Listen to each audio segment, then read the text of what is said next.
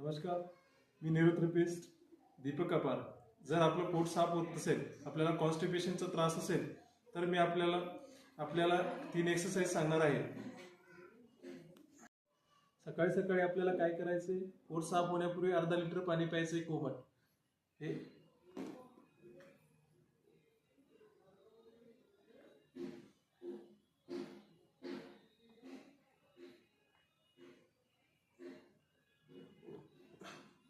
हे पाणी हळूहळू प्यायचे, आपण एकदम पाणी प्यायचं नाही।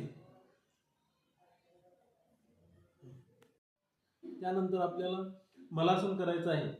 मलासनची पोझिशन ही असेल, पाणी पिल्यानंतर आपल्याला बॉडीला एकदम रिलॅक्स ठेवायचे आणि ही एक्सरसाइज आपल्याला 5 मिनिटं करायची आहे।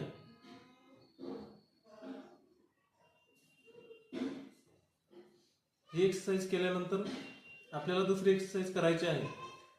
त्यानंतर आपल्याला ज्यावेळेस आपण वॉशरूम मध्ये जाणार तर बसण्याची जी पोझिशन आहे, आपण भारतीय बैठक व्यवस्था वापरायची आहे।